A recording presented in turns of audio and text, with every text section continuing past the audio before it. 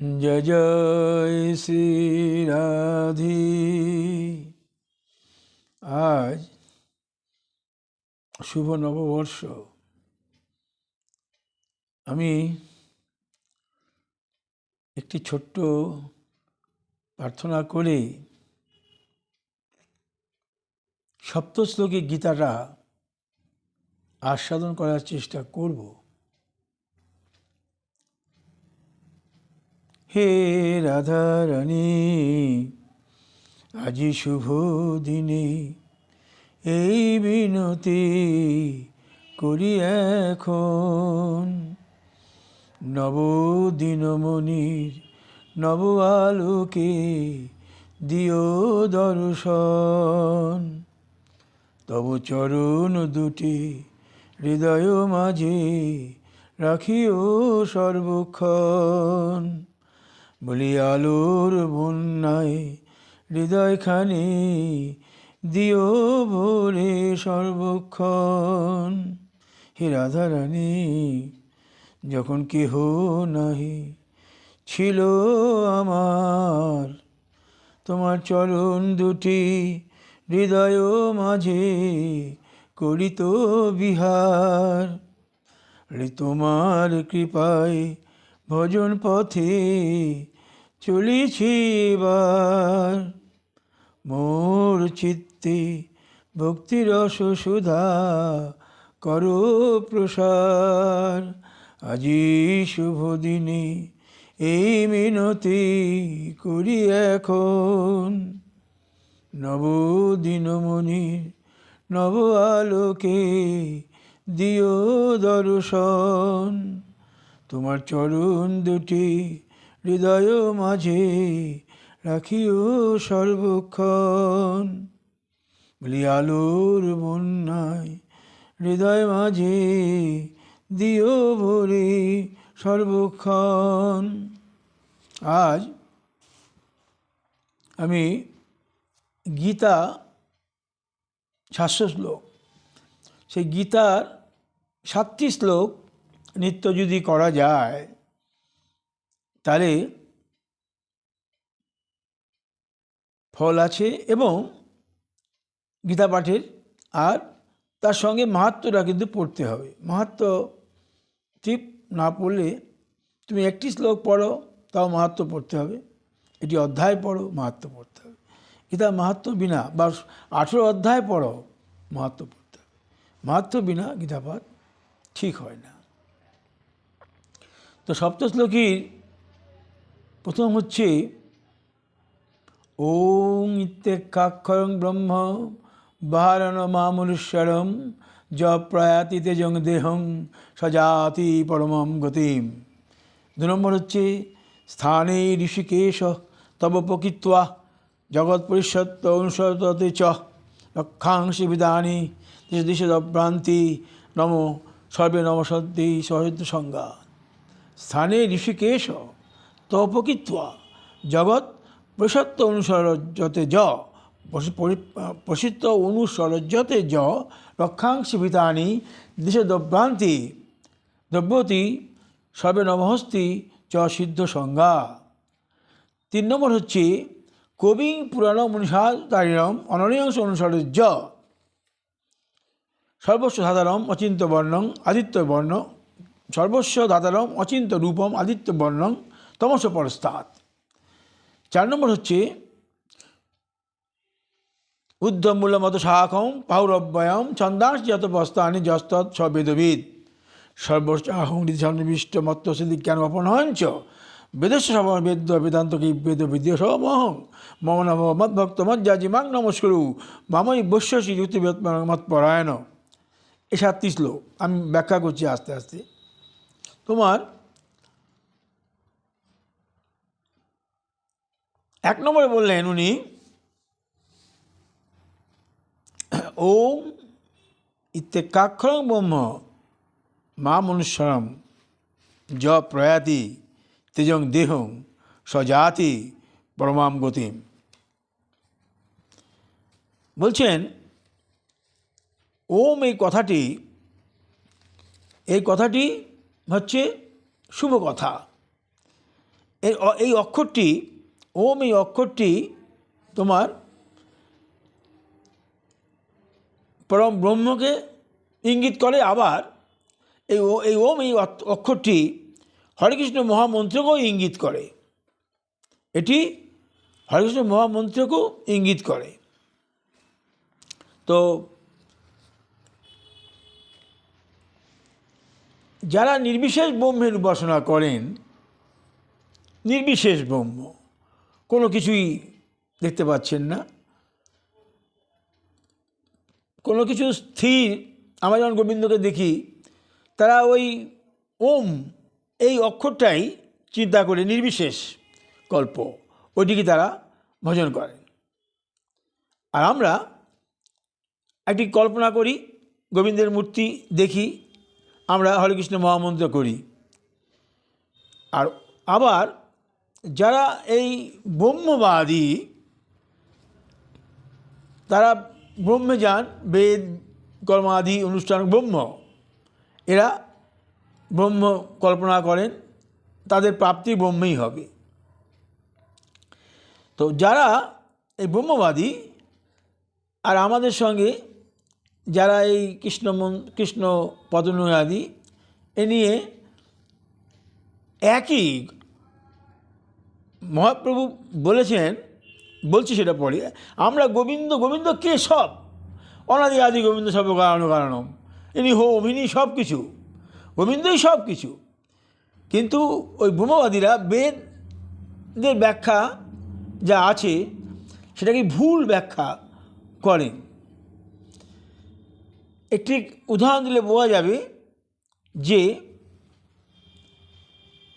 মহাপ্রভু এই প্রভানন্দ সরস্বতী, কাশীর বিখ্যাত পণ্ডিত, অহংকারী পণ্ডিত, উনি মহাপ্রভুকে গালমন্দ করতেন, মহাপ্রভুকে নানা রকম কথা বলতেন।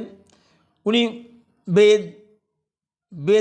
বেদের অধ্যয়ন করতেন, বেদের পণ্ডিত। উনি শঙ্করাচার্যের যে বেদের যে ভাষ্য, সেই নিয়ে মহাপ্রভুকে গালিগালা করতেন। এবং মহাপ্রভুকে কোনো মতেই, মহাপ্রভু কিছু বললেই উনি সমস্ত সন্ন্যাসীদের একটা করে বলতেন, নিন্দা করে দিতেন। উনি কাশী বড় পণ্ডিত। তো একবার মহাপ্রভুকে এক সন্ন্যাসী নিমন্ত্রণ করলো যে আমাদের এখানে আপনি কাল আসবেন। মহাপ্রভু বুঝতে পারলেন ব্যাপারটা। তো গিয়ে দেখেন অনেক সন্ন্যাসী বসে আছে, সেখানে ইয়েও রয়েছেন, প্রভানন্দ সরস্বতী রয়েছেন। প্রভানন্দ নয়, উনি তো দীক্ষা নেওয়া প্রকাশানন্দ সরস্বতী রয়েছেন, অহংকারী পণ্ডিত। তো মহাপ্রভু গিয়ে ওইখানে মাটিতে বসলেন। ওরা বললেন যে আপনি এরকম বসলেন, বলে আমি হলাম শূদ্র বা অমুক, আপনি আপনাদের কাছে বসা আমার ঠিক নয়। ওই মাটিতে বসলো। তো প্রকাশানন্দ তখন ওকে বললেন আপনি আসুন, বলে বসালেন। তো উনি বললেন যে, প্রথমেই প্রকাশানন্দ বললেন যে আপনি সন্ন্যাস ধর্ম নষ্ট করে দিচ্ছেন, নৃত্যগীত করছেন, আপনি বেদের মানছেন না। মহাপ্রভু বললেন যে আমার গুরুদেব বলেছেন তুমি তো মুখ্য, তুমি তো কিছু বোঝো না, তা তুমি হরে কৃষ্ণ করবি। তো হরে কৃষ্ণ কৃষ্ণ কৃষ্ণ হরে হরে, হরে রাম রাম রাম হরে হরে, এটা করতে করতেই উনি বললেন হরের নামই কেবলম কলৌ নাস্তেব গতির অন্যথা। আমি ওই জন্যে নৃত্য করতে থাকি। নৃত্য করতে থাকেন আপনি, ওইভাবে আমি নৃত্য করতে থাকি। তো বললেন বেদের, তখন বললেন উনি মহাপ্রভু শুনুন, বেদ তো ঠিকই বলেছে, বেদের তো কোনো ভুল নাই। শঙ্করাচার্য বেদের যে ভাষ্য করছেন, বেদের আবার কিসের ভাষ্য? উনি ভাষ্য করছেন, ভাষ্যটাই ভুল। বেদের আবার কিসের ভাষ্য? বেদ তো ঠিকই আছে, বেদ ও বিদ চ অহম। বন্ধু বলছেন আমি তো বেদ, আমি তো ব্রহ্ম, আমি হোম, আমি যজ্ঞ, আমি সব। তা ভাষ্যটা আবার কিসের এর মধ্যে আসলো? এই রকম নানা রকম কথা হতে হতেই তখন প্রকাশানন্দ বলল যে আপনি পণ্ডিত, বোঝা যাচ্ছে আপনি তো জানেন অনেক কিছু। তো এই রকম করতে করতে ওদের ধারণা ছিল যে বেদ আর গোবিন্দ ব্রহ্ম এক নয়, এক অভিন্ন। গোবিন্দ সমস্ত কিছু, উনি পরম ব্রহ্ম, উনি সনাতন, উনি শাশ্বত, উনি হোম, উনি যজ্ঞ, উনি সব। এইটি যখন বললেন, মহাপ্রভু বোঝালেন, ওই প্রসানন্দ অহংকারী পণ্ডিত মহাপ্রভুর চরণে মহাপ্রভুর কাছে দীক্ষিত হলেন। তারপর তখন মহাপ্রভু বললেন, আজ থেকে তোমার নাম হলো প্রবোধানন্দ সরস্বতী। এই প্রবোধানন্দ এত মহাপ্রভুর প্রিয় হলেন, এই প্রবোধানন্দ সরস্বতী কত গ্রন্থ, কত গ্রন্থ, উনি এই ভক্তি মার্গে কত গ্রন্থ। রাধা রস সুধানিধি উনি লিখলেন, আশ্চর্য রাস প্রবন্ধ উনি লিখলেন, বিদগ্ধ মাধব উনি লিখলেন, হংসদূতম। তো কত রকম উনি গ্রন্থ লিখলেন। এই প্রবোধানন্দ সরস্বতী বৃন্দাবনে বাস করলেন, কালিয়াদহ, আমাদের মন্দির থেকে একটু আগে কালিয়াদহ উনি ওনার সমাধি। তো বলার উদ্দেশ্য যে উনি বললেন, ওং ইত্যেকাক্ষরং ব্রহ্ম বাহারণ মা মনুষ্যরম য প্রয়াতিতে জং দেহং স্বজাতি পরমাম্বতী। গোবিন্দ বললেন যে ওম, এই অক্ষর উচ্চারণ করতে করতে যদি কেউ প্রাণত্যাগ করে সে আমাকে পাবে।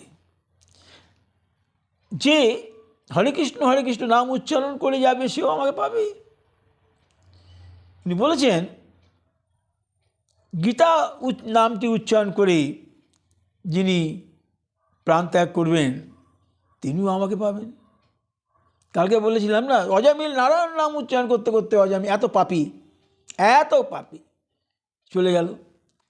সুতরাং এই নাম মহাপ্রভু বললেন, হরে নাম কি বললাম, বললেন যে মহামন্ত্র কহিলাম, এই মহামন্ত্র জপ গিয়া করিয়া নিবন্ধ, ইয়া হইতে সর্বসিদ্ধ হইব সবার, কোনো বিধি নিষেধ নাহি আর। সহজ করে দিলেন ভজনকে মহাপ্রভু, সহজ করে উনি দিলেন।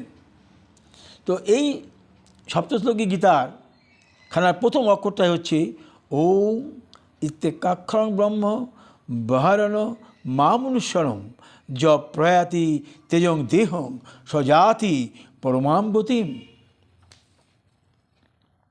দ্বিতীয় শ্লোক বললেন, স্থানে ঋষিকেশ তব প্রকৃত্বা জগৎ বৈষত্ব অনুসরতে চ সর্বস্ব সাধারণ আচিন্ত বর্ণ। স্থানে ঋষিকেশ তব প্রকৃত্বা জগৎ পরিষত্ব অনুসরতে চ রক্ষাংশি ভীতানি দিশদভ্রান্তি সর্বে নমসন্তি চ সিদ্ধ সংজ্ঞা। বললেন, অর্জুনকে বলছেন তো সমস্ত গীতাটা, হে অর্জুন, অর্জুনকে তখন বলছেন, হে ঋষিকেশ, তোমার মহিমা কীর্তনে সমস্ত জগৎ আনন্দ অনুভব করে, তোমার প্রতি অনুরক্ত হচ্ছে, রাক্ষসরা ভীত হচ্ছে, নানা দিকে পলায়ন করছে, সিদ্ধরা তোমাকে নমস্কার করছে, এ সমস্তই যুক্তিযুক্ত। কখন বললেন অর্জুন? কুরুক্ষেত্রের যুদ্ধে। অর্জুন তো ভগবানকে আগে অনেক কিছুই আমাদের কথা পরীক্ষা করে অর্জুন, পরে তো অর্জুন বললেন, তুমি আমার গুরু। আগে তো মিত্র ভাব ছিল, পরে উনি ওনাকে গুরু, ওনার কাছে সমস্ত কিছু। যখন উনি এই বিভূতি বিশ্বরূপ দর্শন করালেন অর্জুনকে, অর্জুন বুঝলেন।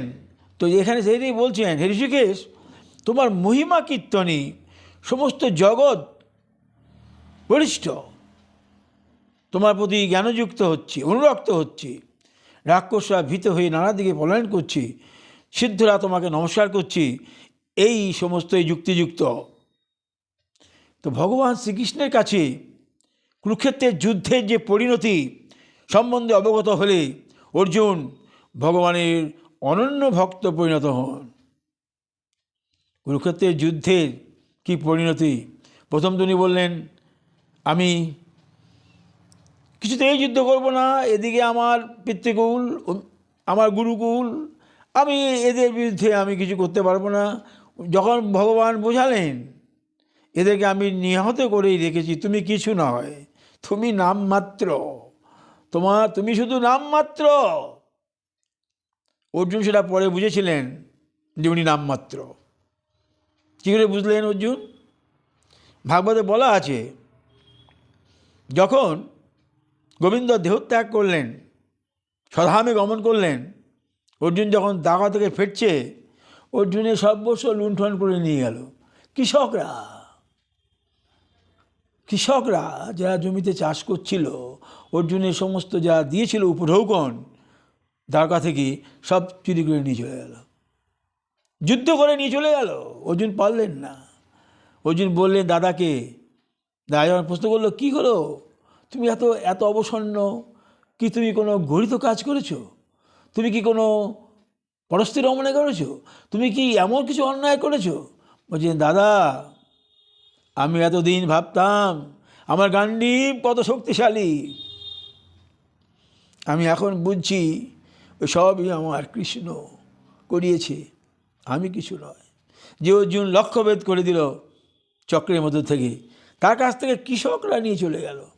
তাই বলছে অর্জুন, যখন পরিণতি সম্বন্ধে অর্জুন জানতে পারলেন, স্বীকার করলেন শ্রীকৃষ্ণ আমাদের মঙ্গলের জন্যই করলেন, অর্জুন প্রতিপন্ন করলেন কৃষ্ণ হচ্ছেন সমস্ত বিশ্ব চরাচরের পালনকর্তা, তিনি হচ্ছেন ভক্তদের আরাধ্য, তিনি হচ্ছেন সাধ্য আরাধ্য, এবং তিনি হচ্ছেন সকলের মঙ্গল কারক, এটা বুঝতে পারলেন।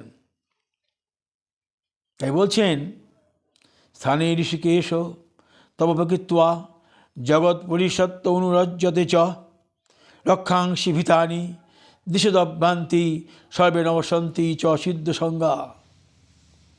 অর্জুন যখন ভগবানের বিশ্বরূপ দর্শন করেন, সর্ব থেকে দেবদেবীরাও দেখছেন,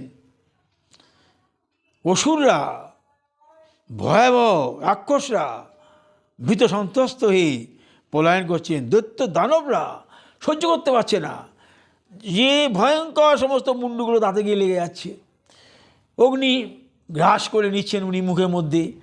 এই যে বিশ্বরূপ, সেই রাক্ষসরা রক্ষাংশী ভীতানি দিশদভ্রান্তি সবে নশন্তি চ সিদ্ধ সংজ্ঞা।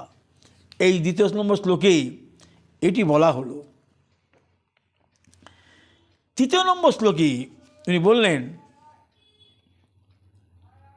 সর্বদপানিপাদং তৎসর্বক্ষি শিরোমুখম সর্বত শ্রুতিমান লোকে সর্বম আবৃত তিষ্ঠতি। যার হস্ত পদ চক্ষু কর্ণ মস্তক সর্বত্রই ব্যাপ্ত, সকলকেই আবৃত করে বিদ্যমান। দেখছেন তো, সর্বদিকে তার হস্ত পদ প্রসারিত, সর্বপানিপাদং তৎসর্বক্ষি শিরোমুখম, সর্বদিকে তার চক্ষু বিস্তারিত, সর্বত শ্রুতিমান লোকে সর্বম আবৃত তিষ্ঠতি, সব দিকে তিনি আবৃত করে রয়েছেন। গোবিন্দ কি বস্তু, এই সবার সঙ্গে খেলা করে কথা বলছেন, দ্রুত ক্রিয়া করছেন, দুর্যোধন কত অপমান করছেন, কোনো রকম মানে করছেন না, মানতে চাইছেন না দুর্যোধন। যতই কৃষ্ণ বলছেন এটা করো, কি 5টা গ্রাম দাও বা কোনো কিছু করো, কোনো কিছুই মানছেন না। কিন্তু এই যে কুরুক্ষেত্রের যুদ্ধে শেষে বুঝতে পারছেন, অনন্ত কিরণ বিকিরণ করে বিরাজমান পরমাত্মা পরমেশ্বর ভগবান, তিনি সর্বত্র সর্বব্যাপী বিরাজ, সর্বব্যাপ্ত ব্রহ্ম থেকে শুরু করে ক্ষুদ্র পিপিলিকা পর্যন্ত সর্বত্রই তিনি বিরাজমান, সর্বত্র বিরাজমান। আমরা চিৎ বস্তু, উনি তো বিভু বস্তু, উনি সর্বত্র বিরাজ করছেন, সমস্ত ব্রহ্মাণ্ড ধারণ করে আছেন। এই যে কথা যে উনি জীবাত্মা হয়ে পরমাত্মা হয়ে জীবাত্মার ধারণ করছেন পরমাত্মা, এবং সমস্ত বিশ্ব ব্রহ্মাণ্ডের ধারক বাহক পরিচালক যে উনি, এইটি এখানে বলা হচ্ছে। সর্বত পানিপাদং সর্বক্ষি শিরোমুখং সর্বদা শ্রুতি মানলোকে সর্বমাবৃত তিষ্ঠতি। এই 3 নম্বর শ্লোক। 4 নম্বর শ্লোকে বলছেন কবিং পুরাণম অনুসাদিদারিয়ানম অননীয়ংশ অনুসরে য সর্বস্ব সাধারণ অচিন্ত রূপং আদিত্য বর্ণং তমস পরস্তাৎ। এখানে বললেন কি, দাঁড়া দেখছি আমি,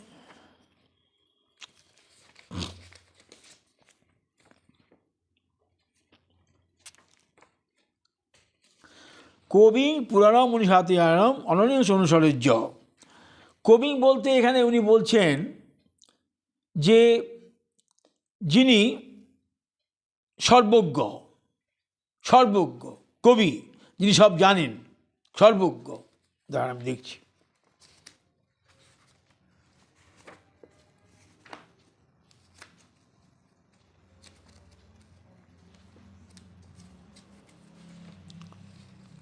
এক, দুই কোথায় গেল?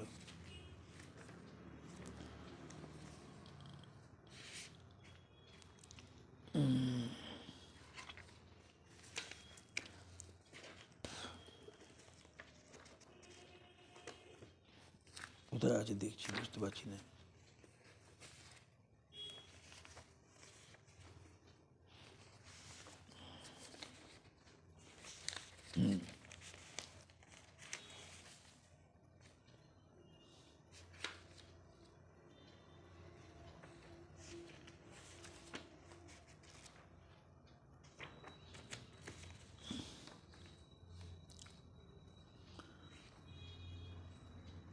এগারোর 2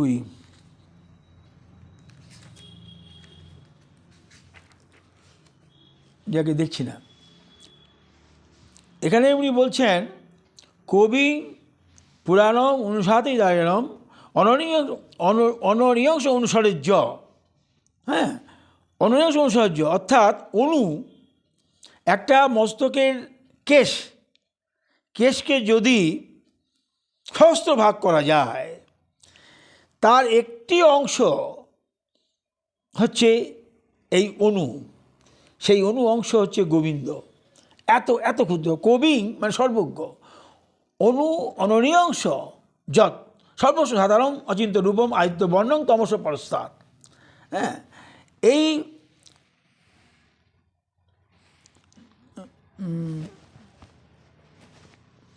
দাঁড়ান দেখছি আমি, কোথায় রাখলাম বুঝতে পারছি না।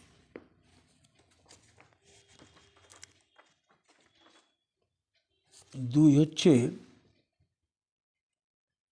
2 পাওয়া যাচ্ছে না, আমি এখন খুঁজে পাচ্ছি না আমি। পেয়েছি।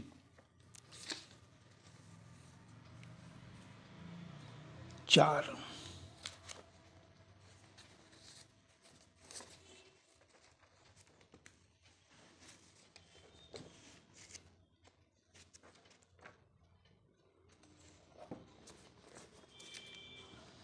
হচ্ছে 8-এর 9, আমি 14 খুঁজছি। 8-এর 9, হ্যাঁ।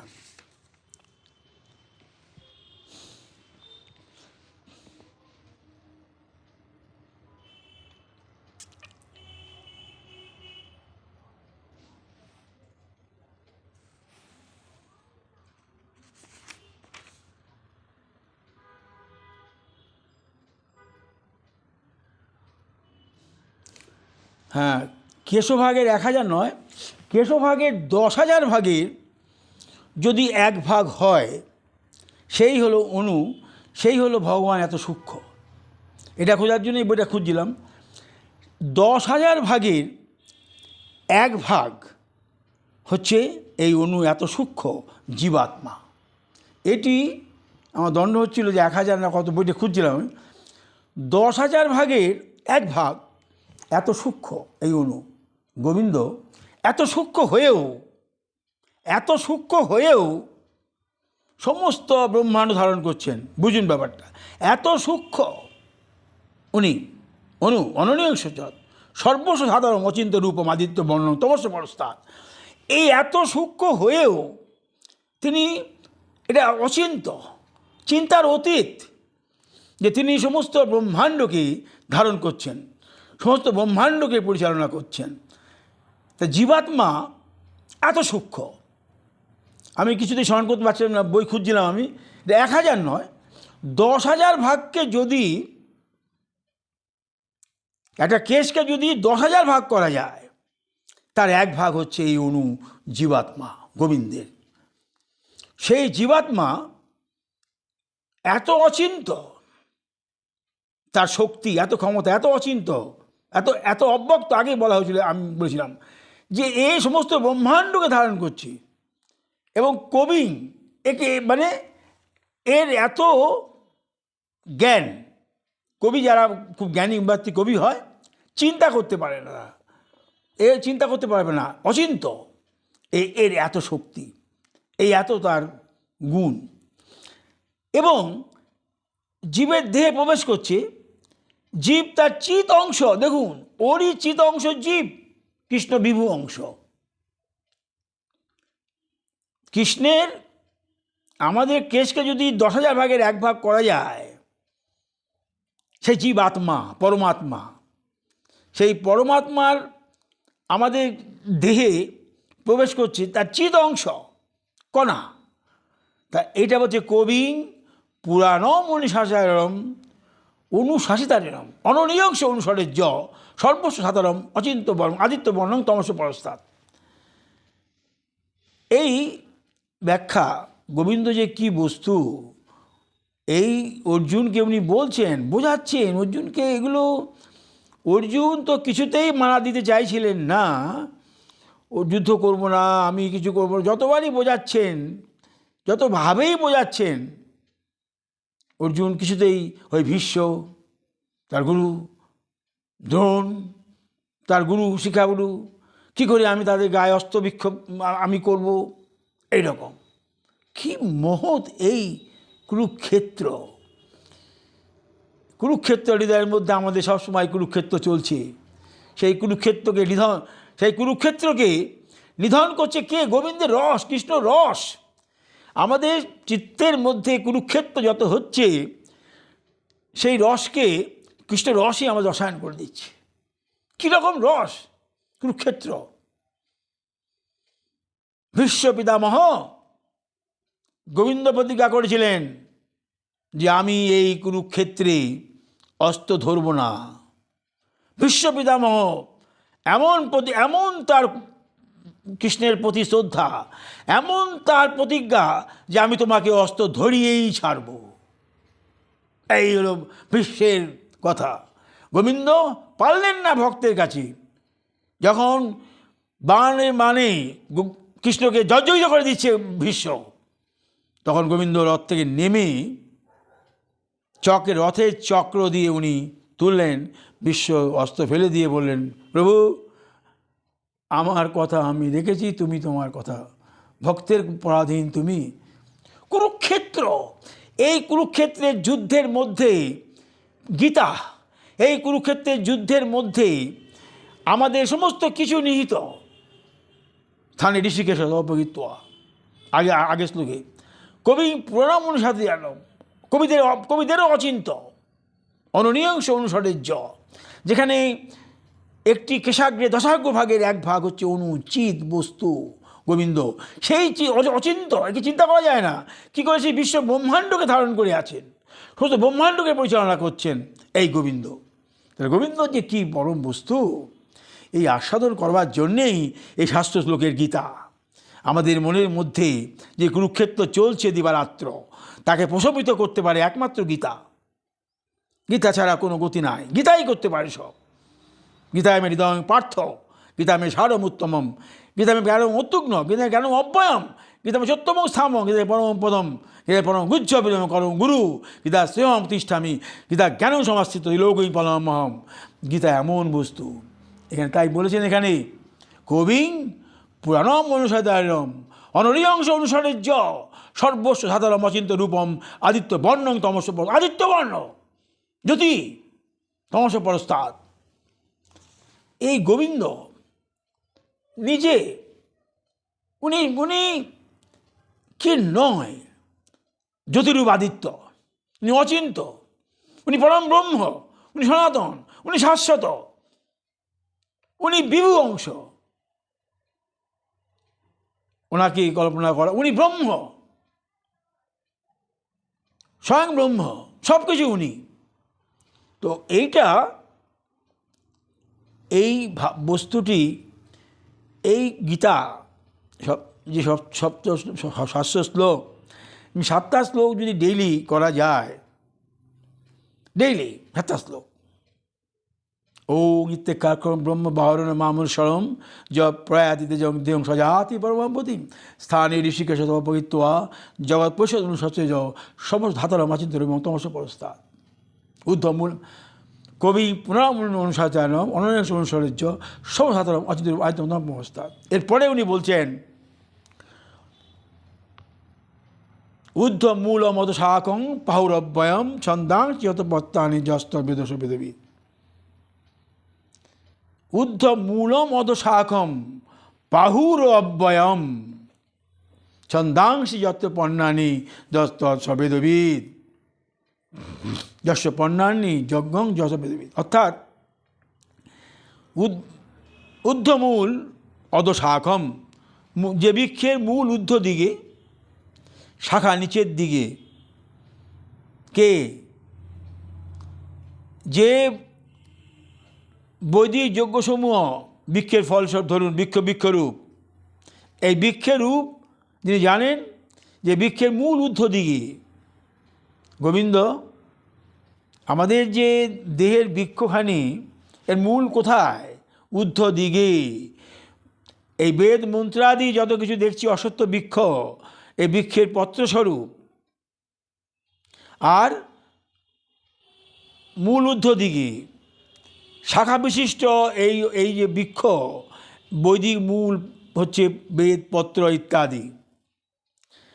তো যিনি এই বৃক্ষটিকে জানেন, তিনি হচ্ছেন বেদবিদ। ঊর্ধ্বমূলম অধশাখম পাহুর অব্যয়ম ছন্দাংশি যত্র পণ্যানি যস্তং বেদ সবেদবিদ। যিনি জানেন, তিনি হচ্ছেন বেদবিদ, সত্যিকারে বেদ জানেন।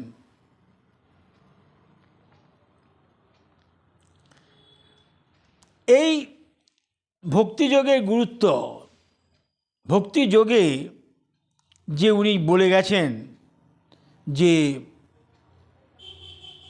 মমনা ভব মদ ভক্ত মজ্জাজি মাং নমস্কুর মৎপরায়ণ, বা মজ্জেব মম আদর্শ মই বুদ্ধি নিবেশবি মজ্জেব অদ ঊর্ধ্বং ন সংশয় অত চিত্তং সমাধাতু ন শক্তৌষি মই স্থিরম অভ্যাস যোগতম আমি ছত্ম ধনঞ্জয়। এই যে উনি বলেছেন, এর আগে আমি বলেছিলাম যে তুমি যদি না পারো, অথই এ তো দশক্ত অবশ্যই কর্তু মজ্জগমাশ্রিত সর্বকর্ম ফলত্যাগ তত, তুমি যদি এও না পারো, তাহলে আমার সমস্ত কর্ম ত্যাগ করো। কৃষ্ণকে জানো, পরমেশ্বর ভগবানকে জানো, শ্রীকৃষ্ণ ভাবনাময় ভগবানের ভক্তিযুক্ত সেবায় নিযুক্ত হও। তিনি হচ্ছে জ্ঞান, বেদের সম্পূর্ণ জ্ঞান তিনি।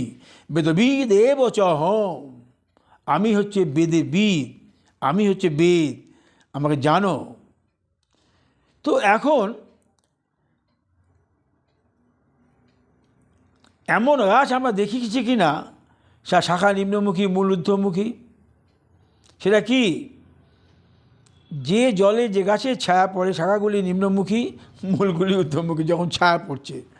তা তো নয়, আমাদের হচ্ছে কি, আমাদের যে গোবিন্দ রূপ যে বৃক্ষ, বেদ রূপ যে বৃক্ষ আমাদের মনের মধ্যে প্রতিবিম্বিত হচ্ছে, হ্যাঁ, আমাদের চিন্তাতে এই নির্বিশেষ যে ব্রহ্ম, নির্বিশেষ যে জ্ঞান, নির্বিশেষ জ্ঞান, সবিশেষ জ্ঞান। সবিশেষ মানে আমরা তো নির্বিশেষ নয়, আমরা হচ্ছে সবই, আমরা হচ্ছে তার একটা মূর্তি পূজা করি, তার মূর্তি আমরা দেখি।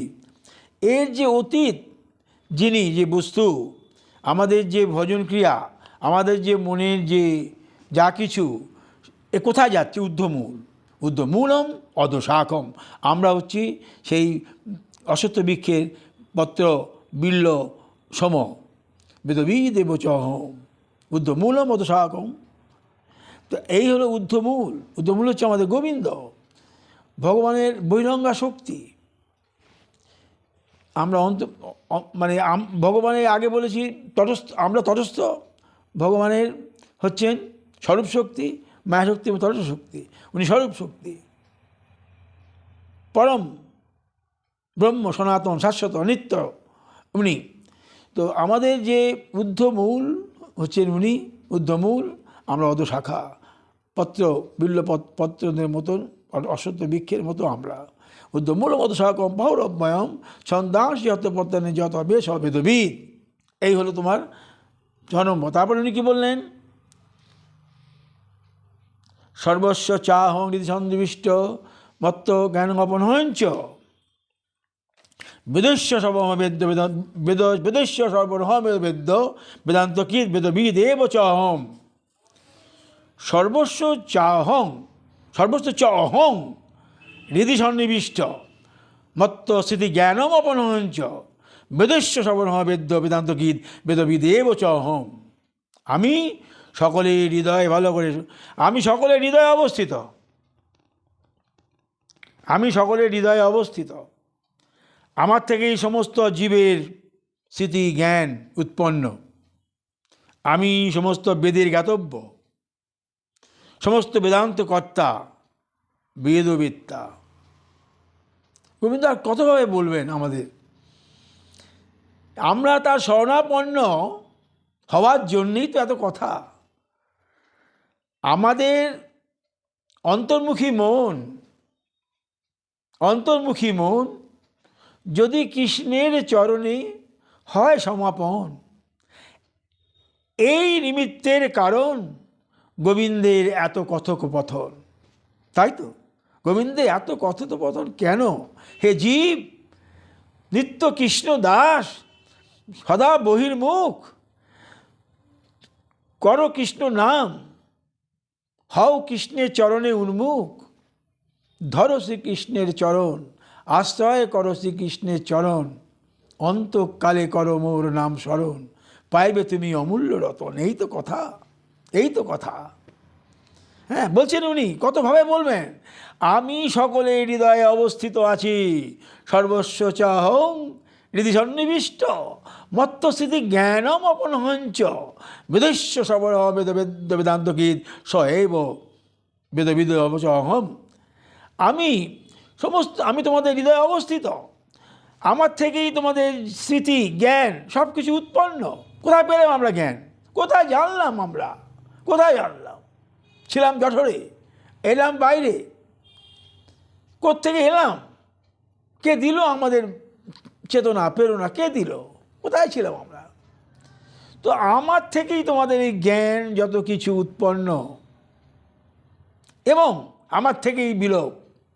দেখুন, আমার থেকেই উৎপন্ন, আমার থেকেই বিলোপ, আমার থেকেই তুমি জন্মেছ, আমার কাছেই তুমি আসবে।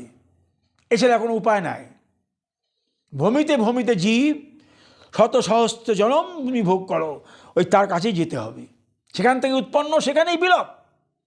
তাই বলছেন যে আমি সকলের হৃদয়ে অবস্থিত এবং জীবের স্মৃতি জ্ঞান আমার থেকে উৎপন্ন। আমি সমস্ত বেদের জ্ঞাতব্য। এই যে বেদ যে মন্ত্র পড়ে, কাকে জানায়? কার চরণে নিবেদন করে? কাকে জানায়? কি বস্তু তিনি? এই বেদ তার সম্বন্ধিত বলে। তা আমি বলছেন আমি বেদের জ্ঞাতব্য, বেদ আমাকে স্মরণ করে, আর আমি বেদান্ত কর্তা। এই সমস্ত বেদান্ত কোথায়? সমস্ত বেদান্ত বেদ থেকে এসেছে। বেদান্তের আমিই কর্তা এবং আমি তার বেত্তা, আমি তার বিশ্লেষণকর্তা, আমি সব, আমাকেই সব করছি। আমার জন্যই যত কার্য কারণ। আমার চরণে হও না কেন সমর্পণ? কেন হও না?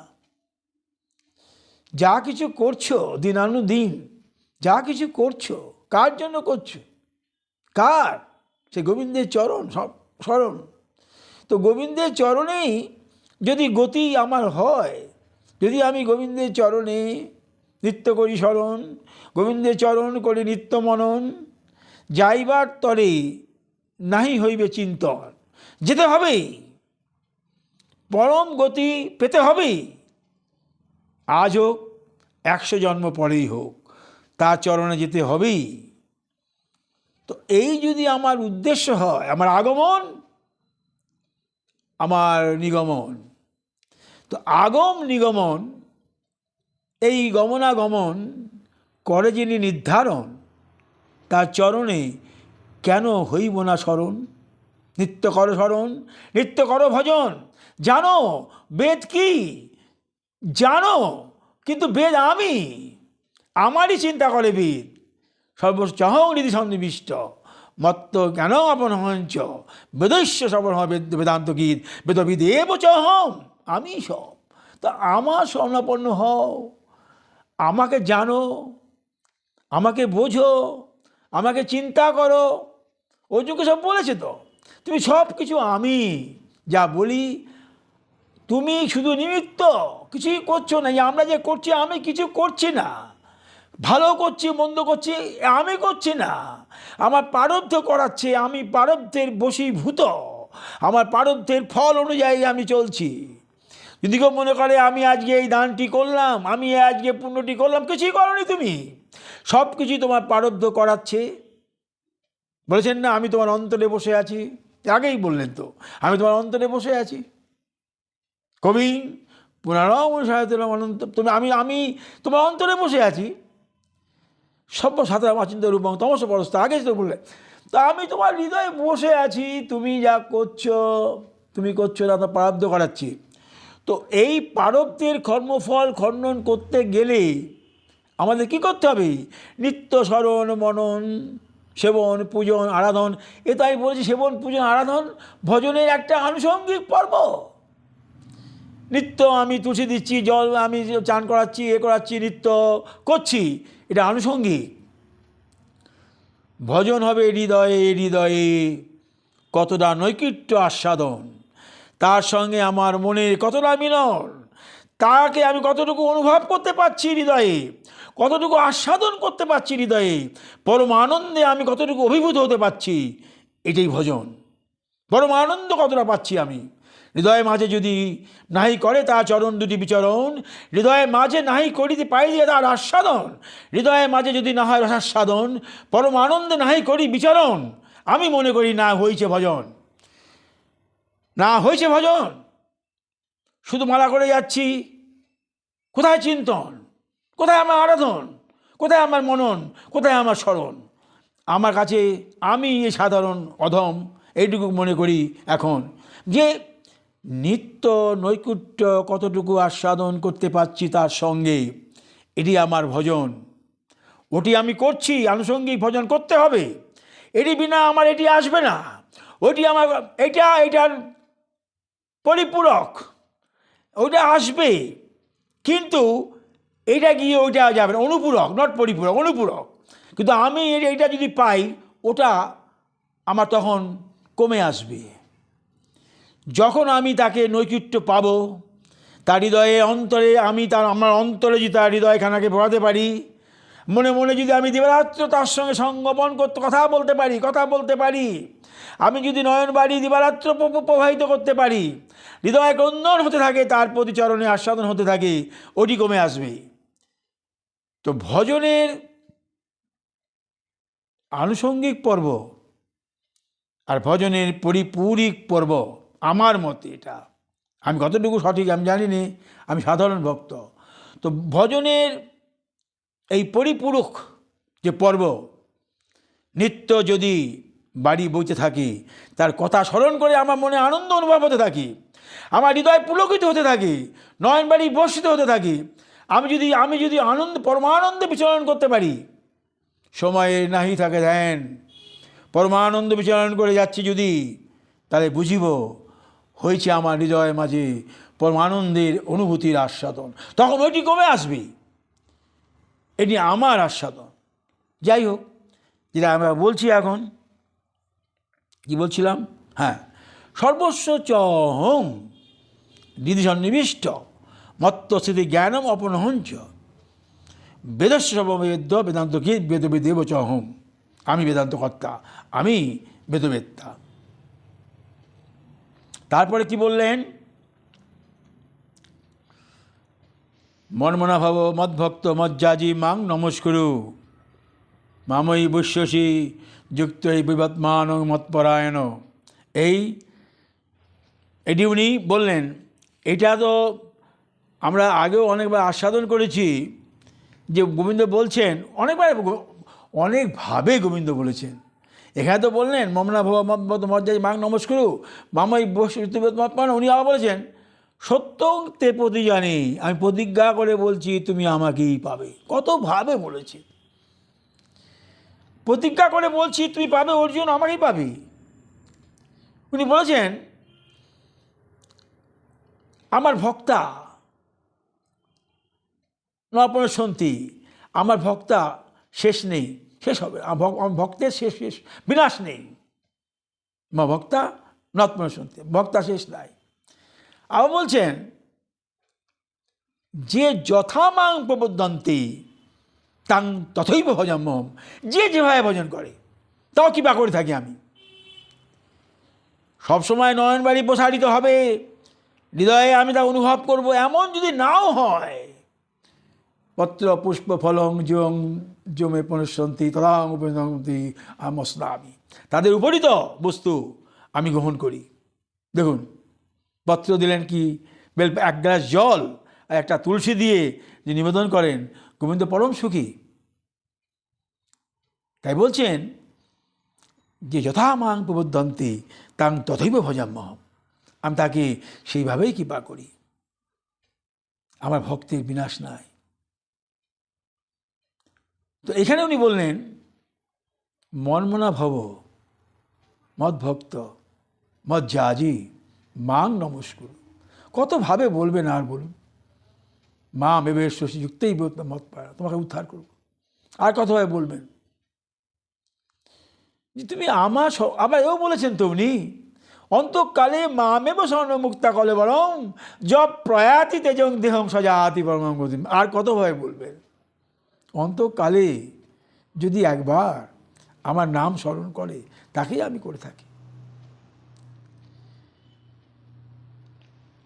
আবার এও বলেছেন সর্বধর্ম পরিত্যাজ্য মামেকং শরণং ভজ, তুমি সমস্ত ধর্ম পরিত্যাগ করে আমার শরণাপন্ন হও, আমার শরণাপন্ন, আমার শরণাগতি হও, আমার আশ্রয় গ্রহণ করো, আমায় ভজন করো, আমায় স্মরণ করো, আমাকে মনন করো, চিত্তে আস্বাদন করো, কৃষ্ণ রস আস্বাদন করো। আর কথায় বলবেন উনি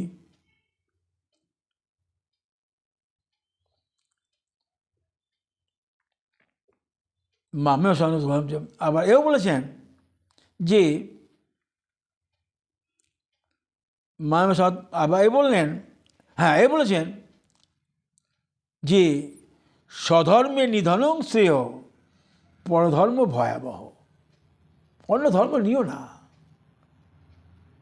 নিজের ধর্ম যদি মনে হয় যে অপর ধর্ম থেকে কঠিন আমাদের ব্রত আস্বাদন, আমাদের একাদশী করো, আমাদের এই যে বিভিন্ন মানে তিথি ধরে উপবাস করার নিয়ম আছে, বলেছেন অন্তত আমাদের গুরুদেব বলেছে 8টা উপবাস করতেই হবে। হ্যাঁ, 8টা উপবাস করতে হবে, নির্জলা উপবাস 8টা করতে হবে। রাম জন্ম, কৃষ্ণের জন্ম, হ্যাঁ, এই যে গৌড়ের জন্ম, এই নৃসিংহ চতুর্দশী, এই যে 8টা উপবাস করতেই হবে। তো এখন আমি পারি না, 82 বছর বয়সে ওটা করতে পারি না, গুরুদেব কথা রাখতে পারি না এখন। তো এই যে আমাদের ধর্মে যে এই যে অনুশাসন মানে কি, আমাদের দেহটিকে শোধন করার জন্যে তো এইগুলো। নিরামিষ আহার মানে কি, নিরামিষ আহার করলে চিত্ত শোধন থাকে। হ্যাঁ, মহাপ্রভু বলেছেন না, তিনাদৌপি শুনিছেন, আমি যদি নিরামিষ আহার না করি, তিনাদৌপি শুনিছেন তলরিব সহিষ্ণু না অমানীন মানদে না কীর্তনীয় হবে না। আপনি যদি এই দেখুন, সাধারণ কথা বলি, কৃষ্ণের জন্মদিনে উপবাস করতে হয়, গুরুদেব বলেছেন আমরা করতাম আর কি, এখন উপবাস পারিনি। তো গুরুদেব বলতেন ওই কৃষ্ণের জন্মদিনে তুমি ওই যে দিয়েছ কি বলে তালের বড়া খাওয়া চলবে না ওই দিন। কেন? তালের বড়া ওইটা ওই দিন খেলে গোবিন্দকে নিবেদন করো, কিন্তু তুমি ওই দিন খাবে না। ওই যে বলেছে না যে চিত্ত তোমার মানে উদ্বেগ, এই যে উদ্বেগ হবে না, উদ্বেগ। একাদশী নির্জলা করো, একাদশীতে ভাজা, এখন সব দেখি ভাজা ভুজো, একাদশীতে নির্জলা, একাদশীতে ফলাহার। কেন? উদ্বেগ হবে না। এই গুরুদেব আমাদের এটা বলার উদ্দেশ্য, উদ্বেগ হবে না। এই যে আহার, উনি বললেন স্বধর্মে নিধনং শ্রেয় পরধর্ম ভয়াবহ। যদি পরধর্ম দেখা যায় আহার বিহার সব কিছু করো, তুমি মৎস্যাহার করো, সব কিছু করো, আছে তো এমন ধর্ম তো আছে আমাদের, মাছ খাচ্ছে কোনো অসুবিধা নেই, কোনো অসুবিধা নেই, তোমার আরও সমস্ত খাচ্ছে অসুবিধা নেই। আমাদের ধর্মে সেই সমস্ত কেন না? ওই যে শুচি শুদ্ধ মন শোধন, উদ্বেগ কিছু হবে না এমন আহার তো করতে হবে। তাই উনি বলছেন স্বধর্মে নিধনং শ্রেয় পরধর্ম ভয়াবহ। আবার উনি এও বলে গেছেন দেব দেবী না পুজিও দেব দেবী করবে না। নরোত্তম ঠাকুরের আমি পাঠ দেব, উনি বলে গেছেন যে দেব দেবী তুমি পূজা করবে না, কারণ পক্ষান্তরে তো আমারই করছেন, তারা আমাদেরই তো করছেন। কিন্তু দেব দেবীকে সম্মান করা, দেব দেবীকে তুমি আরাধনা মানে প্রণাম করবে, স্মরণ করবে। হ্যাঁ, আমি যেমন আমার শিব আছে, আমি শিব পূজা করি, তো আমি গোবিন্দের প্রসাদটি এনে শিবকে দিই, তো তখন আমাদের সেই প্রসাদ পেতে অসুবিধা হয় না। তো কৃষ্ণ নিবেদিত প্রসাদ যদি দুর্গাকে দেওয়া যায়, সে তো কেউ দেয় না, আমরা দুর্গা প্রসাদ পেতেও পারি না। তো বলা উদ্দেশ্য যে দেব দেবী, এটা তো দেব, সমস্ত আমি বারবার বলি দেবতারা হচ্ছে গোবিন্দের অংশ আর দেবীরা হচ্ছেন রাধারানীর অংশ। বিরোধ কিছু নাই, বিরোধ কিছু নাই। কিন্তু আমাদের ভজনটিতে হচ্ছে যুগল ভজন, যুগল আরাধন, যুগল সেবন। তা আমরা সেই যুগল ভজন মার্গ থেকে অন্য জায়গায় যাব না। অন্য অন্য দেবদেবীকে আমরা নমস্কার করব, তাদের কাছে প্রার্থনা, আমি তো করি দুর্গার কাছে প্রার্থনা যে তুমি কৃপা করো। আমি আজই আমি দুর্গার কাছে প্রার্থনা করেছি, শোনাই আপনাদের। প্রার্থনা করতে পারি, আমি কি প্রার্থনা করব, আমি করেছি। হে মা উমা, আজি শুভ নববর্ষে এই মিনতি করি এখন, তব কৃপায় মিলিয়াছে যে ধন, হৃদয় মাঝে রাখি যেন সর্বক্ষণ, না করিও বঞ্চিত মোরে কখন, রাখিও কৃপা মোর শিরে সর্বক্ষণ, জীবনাবধি পারি যেন করিতে যুগল চরণ সেবন, রাধার কৃপা মিলে যদি ভরিবে হৃদয় কানন। প্রার্থনা করি আমি, প্রায়শই আমি মার কাছে প্রার্থনা করি যে আমাকে কৃপা করো মা, তুমি রাধার। নারদ পঞ্চরাত্র থেকেই আমি তখন মাকে এটা করতে থাকি। নারদ পঞ্চরাত্রে বলছেন যে রাধার এই যে মানে 12 যে এটা আছে, তার মধ্যে হারের মধ্যে রাধার যে দুর্গা উমা সতী সমস্ত লক্ষ্মী সব রাধার অঙ্গে বিরাজিতমান। তাহলে আমরা লক্ষ্মীকে বলতেই পারি হে মা লক্ষ্মী কৃপা করো, আমি যেন রাধার চরণ পাই, বলতে আমার কোনো অসুবিধা নাই। আমি তো ডাইরেক্ট যাব রাধারানীর কাছে, চরণ দাস্য চাইব সবার কাছে, গোপীচরণ কাছে চাইব, গুরুচরণের কাছে চাইব। আমি আমি মার কাছে যাইতে, দুর্গার যাইতে পারি, লক্ষ্মীর কাছে যেতে পারি, তো আমি চাইতেই পারি, কিন্তু আমার উদ্দেশ্য থাকবে একটি, যে আমি রাধা চরণ সুধা ভরে যদি আমার হৃদয় কানন, হইবে আমার চিত্তের শোধন। আমার চিত্ত থেকে রসময় ধারা প্রবাহিত হইবে যখন, কৃষ্ণ সাগরে মিলিবে যখন, রাধা সাগর কৃষ্ণ সাগরের মোহমায় করি আমি অবগাহন। রাধা সাগর কৃষ্ণ সাগরের অবগাহন আমি করব যদি আমি এই কৃপাধন পাই। এত সহজ বস্তু নয়। দোরে দোরে আমি ভিক্ষা মামিব এখন, সবার দোরে মহতের চরণে ভিক্ষা মামিব এখন, গুরুচরণে ভিক্ষা মাগিব এখন, আমি রাধা চরণে ভিক্ষা মাগিব এখন, ওই পাইতে আমি মোহনায় করিতে গমন, কৃষ্ণ সাগর রসসাগরের মহিমা মোহনায় করিতে অবগাহন। কার কাছে পাব, কোথায় যাব, কে দিবে মোদের এমন আস্বাদন? গুরুচরণ দেবে আস্বাদন, রাধাচরণ দেবে আস্বাদন। আর বিভিন্ন শিবের চরণ কাছে আমি প্রার্থনা করবো, হে শিব, দিবারাত্র তুমি করেছো ভজন যার, দিবারাত্র তুমি করেছো ভজন যার, কৃপা করে আমাকে দাও সেই আস্বাদন, আমি জানি পারি করিতে কৃষ্ণের চরণ রসায়ন হৃদয় সর্বক্ষণ। আমার কোথায় দোষ? কোনো দোষ নাই। আমার উদ্দেশ্য একটাই, দোরে দোরে ভিক্ষা করি আনিব চরণ সুধাধন, পাইতে আমার অমূল্য রতন। আমি অমূল্য রতন আমি আস্বাদন করতে চাই। অমূল্য রতনটি এত সোজা নয়। আজকে সবাই নারদ বিনয় গাইছে, আজকে সবাই চাইছে তাকে, সবাই গাইছে। আমি নারদের চরণে প্রার্থনা করব। ব্রহ্মা আস্বাদন করছে। ব্রহ্মা এই চতুস্তকী ভাগবত আমি পাঠ করে শোনাবো, ব্রহ্মা আস্বাদন করতে পারছে না। কি ধন খুঁজে বেড়াচ্ছে। জলের মধ্যে তপ ব্যঞ্জন বর্ণ হলো, উনি তপস্যা করতে লাগলেন। এক কল্পকাল পর্যন্ত সমাধি করেন উনি, নির্বিকল্প সমাধি, না খাওয়া না দাওয়া করে। যত বলেছেন গোবিন্দ, যত যে ভক্ত ঋষি আছে সর্বশ্রেষ্ঠ হচ্ছে ব্রহ্মা। তবে তিনি ব্রহ্মার পদটি পেয়েছেন। তো এক কল্পকাল তিনি নির্বিকল্প সমাধি উনি ভজন করে গেছেন ওনাকে। সবাই যাকে ভজন করে তাদের চরণে যদি ধুলি চাই, কোথায় আমার ভুল, কোথায় আমার অন্যায়? আমি সবার চরণের কাছে আমি চাইব, স্বধর্মে নিধনং শ্রেয় পরধর্মে ভয়াবহ। আমি নিজের ধর্ম পালন করতে গিয়ে আমি যদি চাই সবার কাছে, কোনো ক্ষতি নাই, কোনো অসুবিধা নাই। তাই এই আস্বাদনের কথা যত বলবো শেষ হবে না।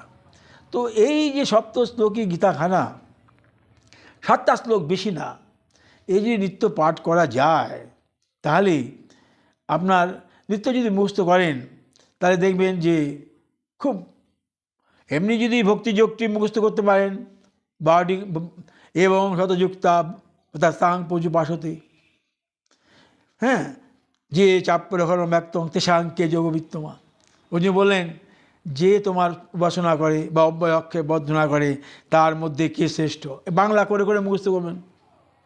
হ্যাঁ, তো এইটা এই মানে তোমার মানে এই 19টা শ্লোক আছে ভক্তিযোগে, এটা মুখস্থ করবেন। আর এই সপ্ত শ্লোকী গীতাটা মুখস্থ করবেন।